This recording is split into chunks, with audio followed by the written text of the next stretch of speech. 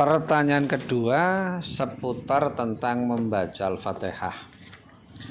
Menurut Imam Malik, Imam Syafi'i, dan Imam Hambali serta jumhur ulama, membaca Al-Fatihah pada setiap rakaat dalam sholat itu hukumnya wajib dan menjadi rukun baik dalam sholat fardu maupun dalam sholat sunnah. Mereka mendasarkan kepada hadis yang berbunyi la sholata liman lam yaqra' bi fatihatil kitab, hadis riwayat Bukhari.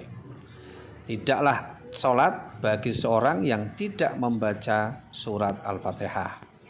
Yang kedua, hadis riwayat Daruqutni yang berbunyi la tujzi'u sholatul liman lam yaqra' bi fatihatil kitab.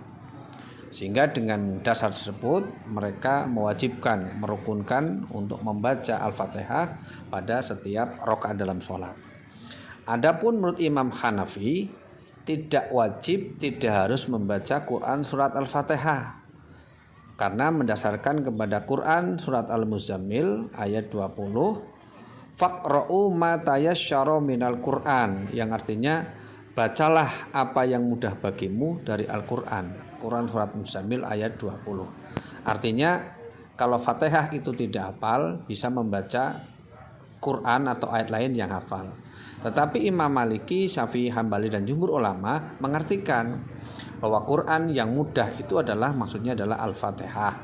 Oleh karena itu, kalau kita belum bisa membaca, maka sholat sebisanya sambil belajar, berusaha bagaimana bisa membaca Al-Fatihah dengan baik.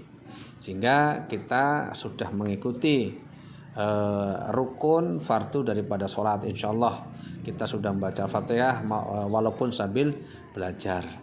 Adapun masalah bismillah dalam Fatihah itu menjadi masalah tersendiri. Bagi orang yang mengikuti bahwa bismillah itu bagian daripada Al-Fatihah, maka ketika Al-Fatihah itu dibaca dengan jahar, maka bismillah juga dengan jahar.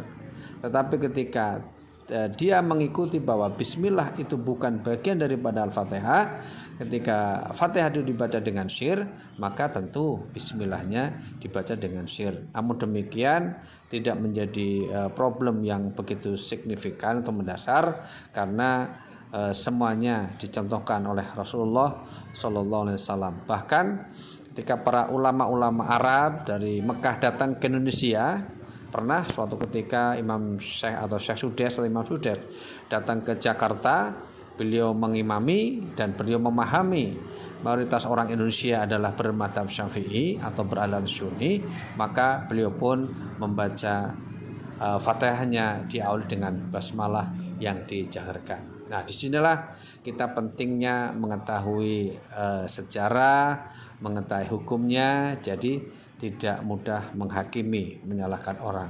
Kita berprinsip semakin luas ilmunya, mestinya semakin bijak ucapannya. Tidak mudah menyalahkan, menjustis, membid'ahkan orang lain dan lain sebagainya. Ini tentang membaca Al-Fatihah dan membaca basmalah.